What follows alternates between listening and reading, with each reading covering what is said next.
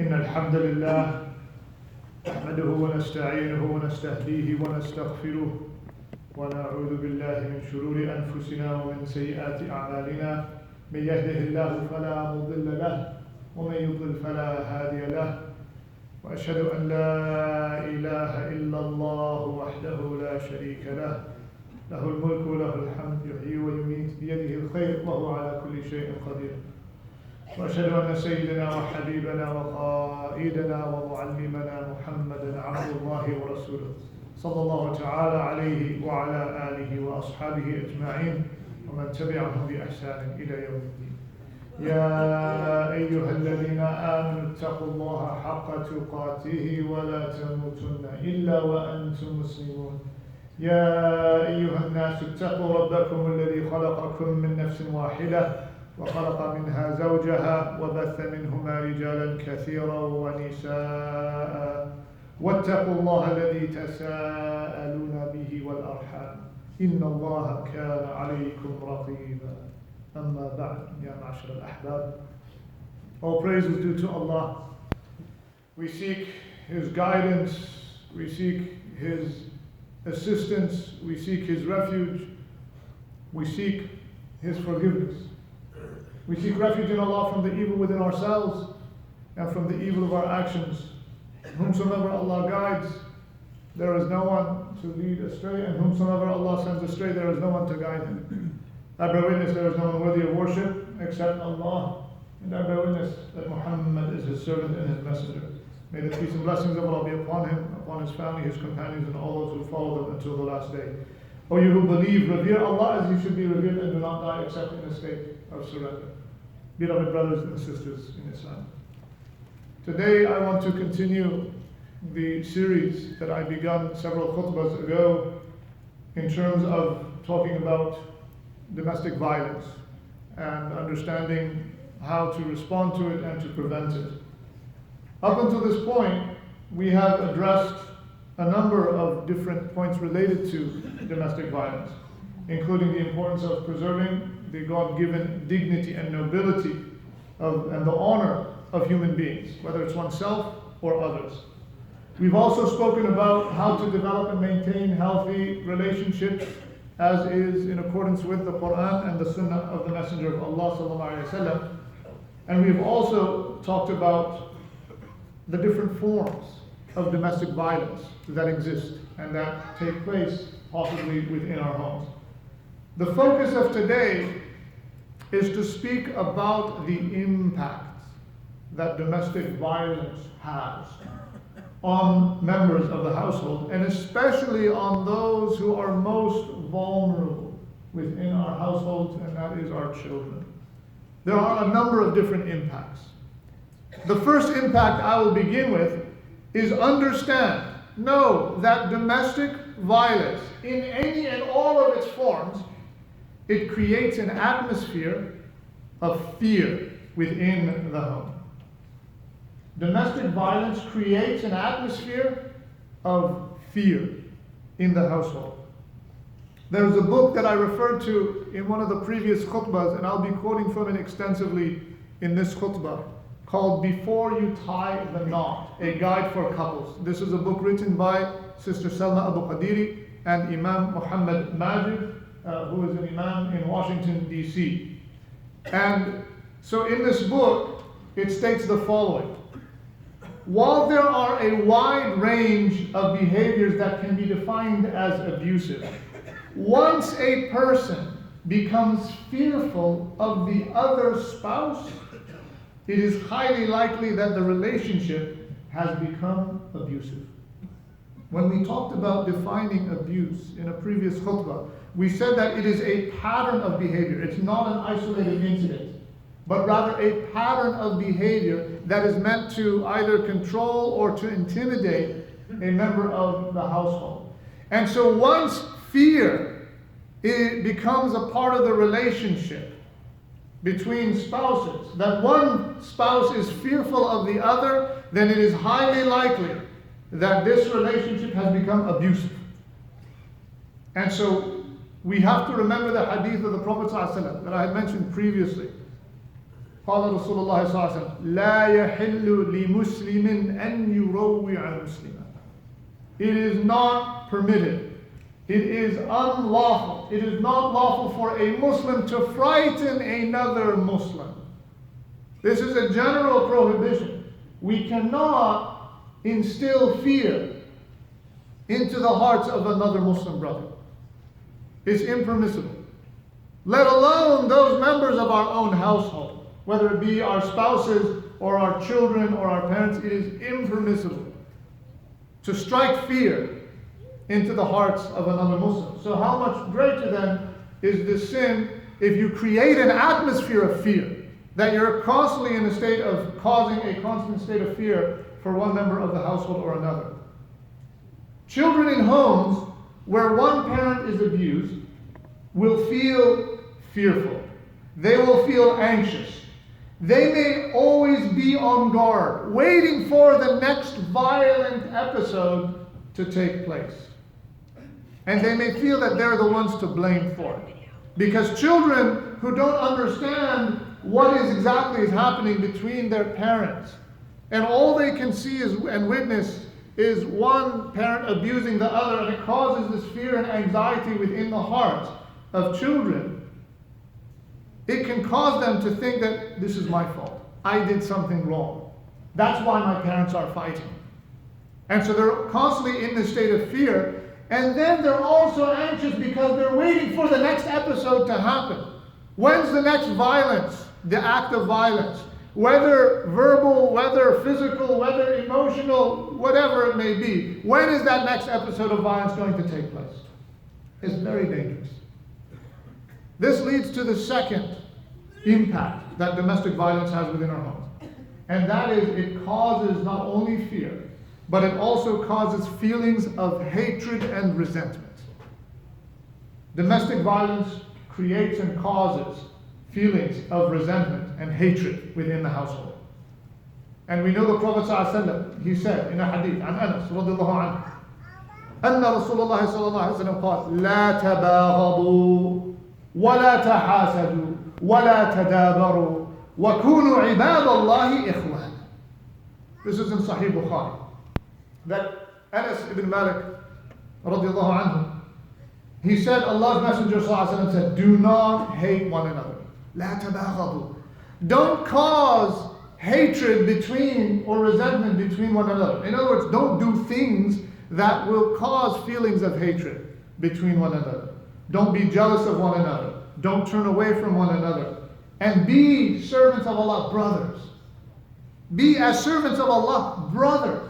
This is the type of atmosphere that we need to create. Create an atmosphere of camaraderie, of brotherhood, of mutual care and love. That's what needs to be created. Not a sense of fear, nor a sense of hatred and resentment. And so the first part of the hadith, the Prophet ﷺ is saying explicitly, لا تباغضوا. Do not do things that would be a reason for bringing about feelings of hatred or resentment between two people.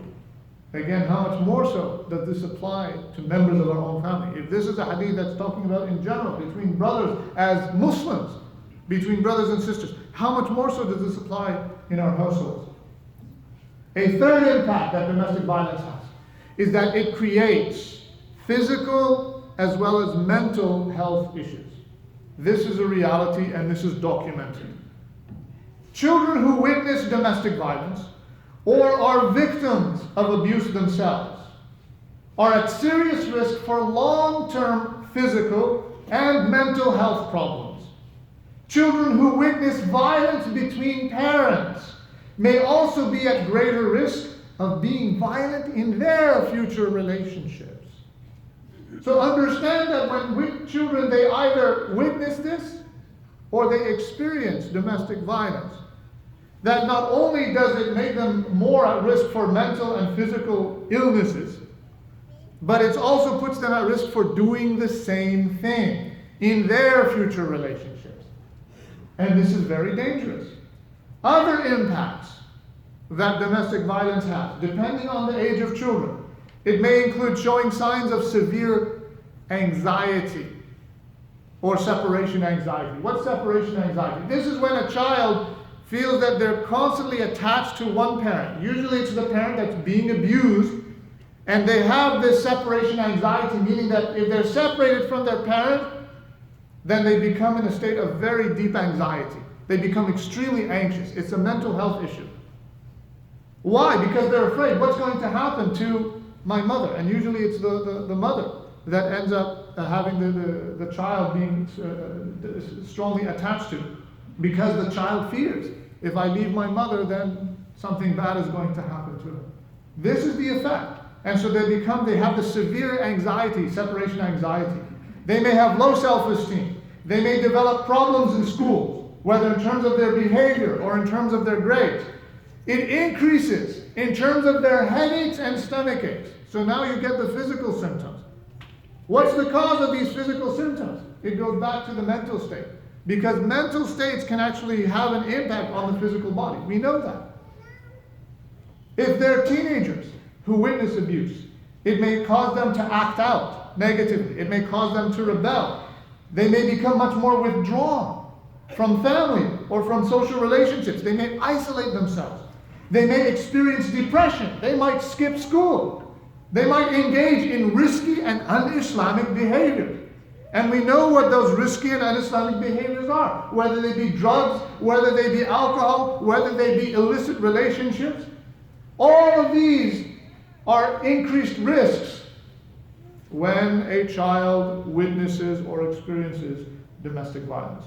They may get in trouble with the law, with law enforcement. They may join gangs. All of these things are impacts that domestic violence has within the household.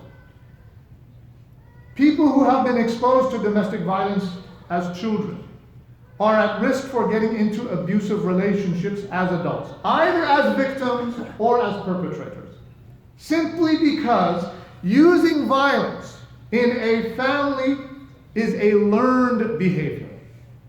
Listen very closely to this. Using violence in the family is a learned behavior. It is not something that exists automatically, that is inherent or is innate within human beings. Violence is a learned behavior. And so when children witness it, they will imitate it. People tend to replicate what they've witnessed growing up, unless they make some conscious decision to do otherwise. Because acting violently is a conscious choice.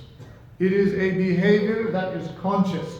You are actively making a choice to be abusive or violent. Any form of abuse or violence that is common in someone's household or family can become the model for what people expect from a relationship. They imagine this as being normal. So what happens is that a child that grows up in this type of household, these types of interactions, they become normalized for the child. Why? Because they don't know what a healthy relationship looks like. They've never experienced one. They've never witnessed one. They don't know what a healthy, marital, functional relationship looks like. And so for them, the abuse becomes the norm. It becomes something that is normalized.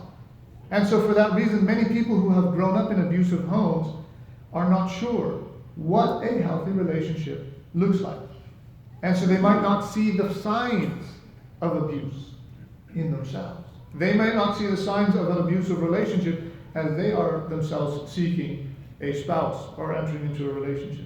Now, when we reflect on these above statements of how children who are abused or witness abuse may grow up to be violent themselves, or they might reproduce abusive patterns of behavior in their own future relationships, we recognize that there may be some brothers and sisters here listening today that realize this was their own reality. This was their reality as they grew up.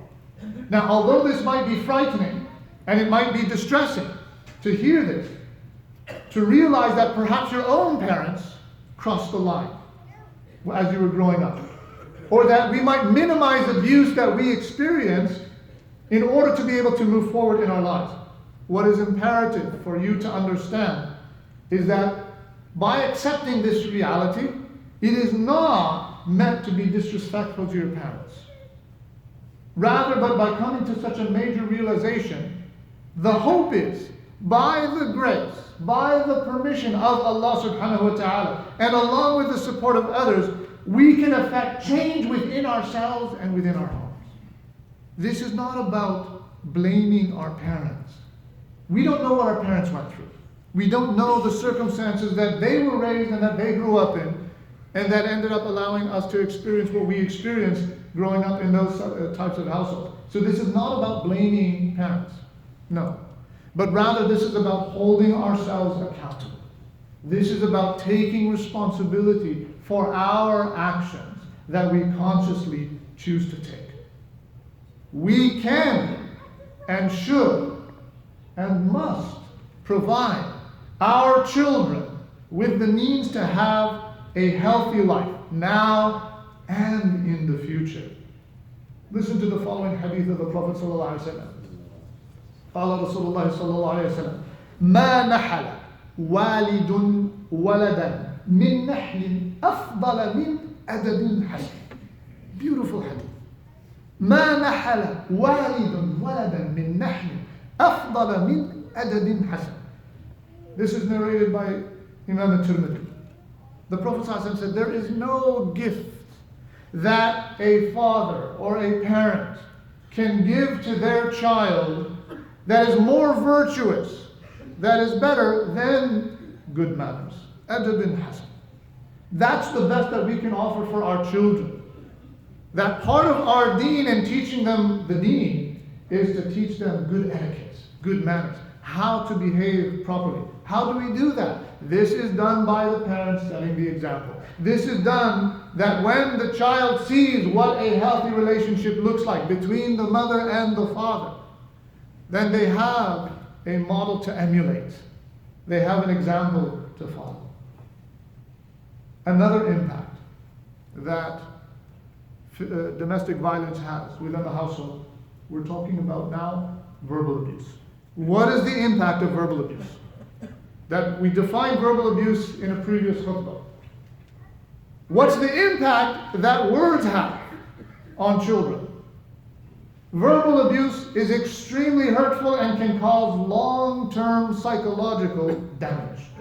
Many survivors of multiple forms of abuse say that physical injuries eventually heal, but the impact of words never goes away.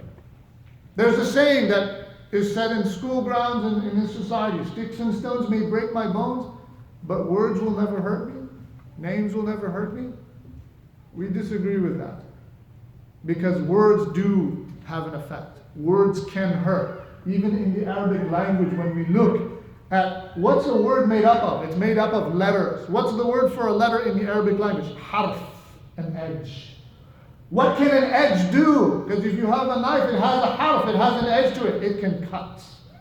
And kalm in the Arabic word, right? Kalam, kalima, word. Kalm means cut. A wound, kalm, in the Arabic language. It's right there. It's to show the impact that words have. You can cause injury to someone else internally, in terms of their psyche, in terms of their spirit, in terms of their emotion, mentally. You can cause injury through what you say, through your words. There was an incident that happened during the Isra and the Mi'raj that demonstrates the danger of what it is that we say. We have to be very careful and vigilant. When the Prophet ﷺ was on the Isra and the Mi'raj, this is how the description is in Imam al-Bayhaqi's or Imam al-Bazar's narration of the Isra. He said, ثم أتى على حجر صغير يخرج منه ثور عظيم فجعل الثور يريد أن يدخل من حيث خرج ولا يستطيع فقال النبي صلى الله عليه وسلم ما هذا يا جبريل فقال جبريل عليه السلام هذا الرجل يتكلم بكلمة العظيمة فيندم عليها فيريد أن يردها فلا يستطيع. That the Prophet ﷺ, during the Isra, he saw there was a small rock. And from this rock emerged a huge bull. So this bull comes out of this small rock. And then the bull turns around and it tries to go back into this small rock from where it came from. It tries to butt its head to go back into where it came from, and it can't. So the Prophet ﷺ wondered about this image. And he said, what is this, O Jibreel? What am I witnessing here? It's a metaphor. And so Jibreel alayhi salam, he said, this is the likeness of the one who tells an enormity, says a word that is a bad word, azima. And then he feels remorse about it, to have spoken it, but is unable to take it back. Once you say something, once it comes out, you can't take it back in. Once it comes out of your mouth, those words. I mean, that's why, the Sahaba, they used to wish that they would have very long necks, so that before the word comes out from their chest, that they would have time to think about, process. What is it that they're about to say before it comes out of their mouth? Think about what you say before you say it. Remember the hadith of our Prophet ﷺ. كل كلام ابن آدم عليه لا له إلا أمرا بمعروف أو نهيا عن منكر أو ذكرا لله تعالى. Every word that the human being says is against themselves. Everything that we say goes against us, except the exception. What are they? أمرا بمعروف, commanding to what is good, forbidding what is evil, or remembrance of Allah subhanahu wa ta'ala. Be aware of that. So reflect on what it is that you say. Reflect on the story from the seerah of the Prophet ﷺ, when Ikrimah ibn Abi Jahl wanted to become a Muslim. And so he actually wanted to escape at first from the Prophet ﷺ, from the Sahaba, from the message of Islam. And so he fled after he saw that Islam was rooting itself and that it was spreading, and he wanted to get away from it. So he goes all the way to the sea. And then he finds, when he gets to the sea, he's about to board the ship, to get on the ship so that he can escape. He finds that the one who's in control of the ship is a Muslim. And so he says to himself, what I was trying to escape, it's right here in front of me. I can't get away from it. And so he was afraid of going back to Mecca. And so his wife, Hakim bint al-Harith ibn Hisham, she said to him, I'll ask the Prophet ﷺ to guarantee your protection. And so he agreed. And so his wife, Hakim, radiallahu anha, she went back to the Prophet ﷺ and she said, Ikrimah, the son of Abu Jahl, wants to become a Muslim, but he's afraid. He wants your protection. So the Prophet ﷺ granted it to him. And so then as Ikrimah is coming back to Mecca, the Prophet ﷺ goes to his Sahaba, and what does he say to them? He says, يَأْتِيكُمْ عِكْرِمَةٌ ibn Abi Jahl مُؤْمِنًا مُهَاجِرًا فَلَا تَسُبُّوا أَبَاهُ فَلَا تَسُبُّوا أَبَاهُ فَإِنَّ سَبَّ الْمَيِّتِ يُؤْذِي الْحَيِّ وَلَا يَبْلُغُ الْمَيِّتِ. So the Prophet ﷺ, he said to the Sahaba as Ikrimah is making his way to Mecca, he goes to them and he says to them, Ikrimah is now coming to us as a believer and as a muhajir, as an immigrant. Do not insult his father. Do not curse his father, because insulting and cursing the dead causes grief to the living and does not reach the dead. And so then when Ikrimah eventually arrived to Mecca, the Prophet ﷺ, he was at the door of the Prophet ﷺ. The Prophet ﷺ enthusiastically got up to greet Ikrimah ibn Abi Jahl. And he was so happy with his coming. This is how the Prophet ﷺ welcomed Ikrimah as a Muslim. Now think about this story. Here you have the son of one of the worst enemies of Islam, Abu Jahl. And the Prophet ﷺ forbade his companions from cursing Abu Jahl in the presence of Ikrimah, his son, who has now accepted Islam, indicating that cursing causes grief to the living, but it doesn't have an impact on the dead. So here you have Abu Jahl, who deserves to be cursed, who is an enemy of Islam, and who's dead, and the Prophet ﷺ is prohibiting his Sahaba from cursing Abu Jahl in the presence of Ikrimah, because it causes Ikrimah injury. It's still his fault. Even though he knows that he's going to the fire and that he's an enemy and he's cursed, it's still his fault. And so, if this is with somebody who deserves to be cursed and who's an enemy of Islam and who is dead, then how much more does this apply to members of your own household in terms of insulting or cursing? How much more does this apply? This story provides an even stronger reason for not exposing one's household to using such language. And this leads to another form of abuse, which is psychological. All forms of abuse have a deep psychological impact on the person being abused.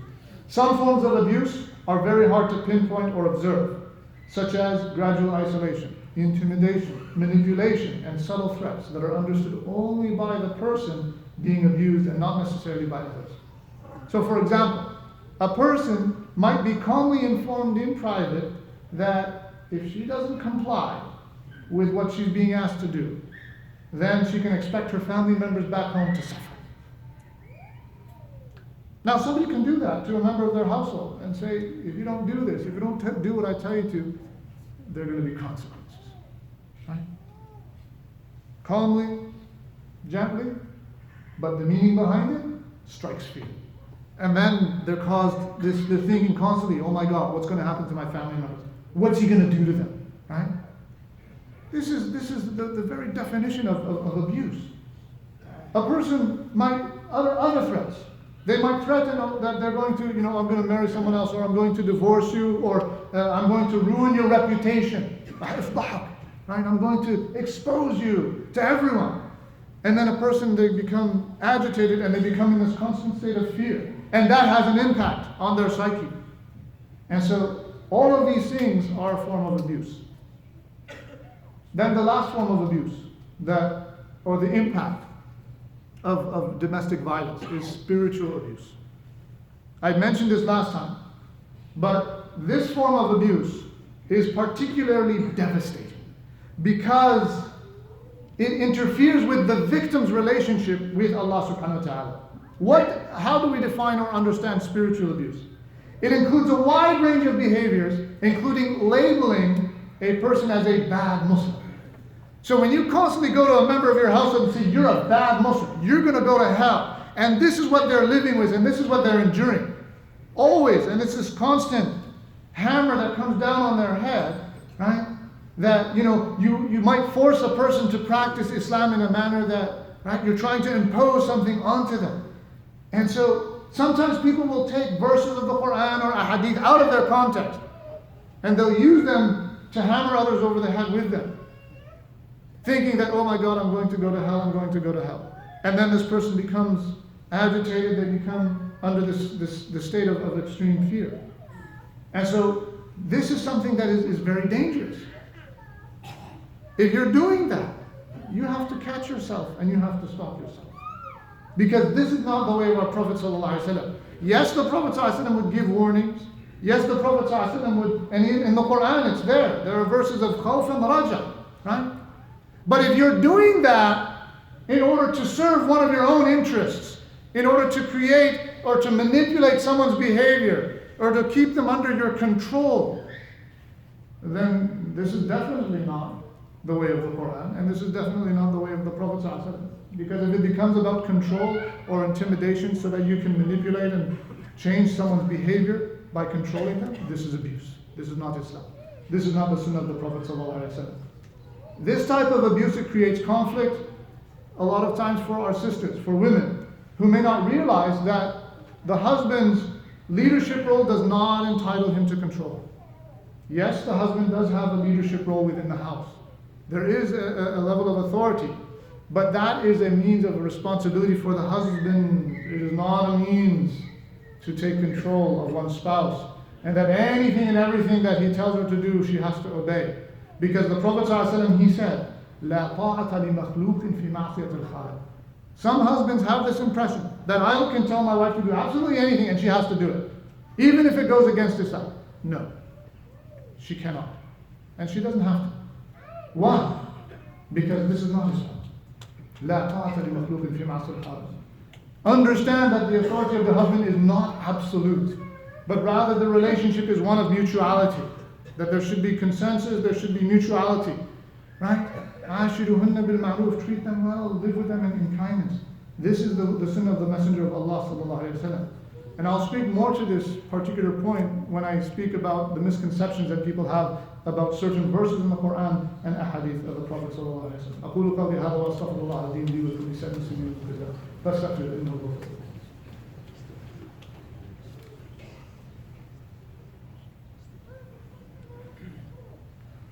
الحمد لله رب العالمين وأفضل الصلاة وأتم التسليم على سيد الأنبياء والمرسلين سيدنا محمد وعلى آله وصحبه وسلم.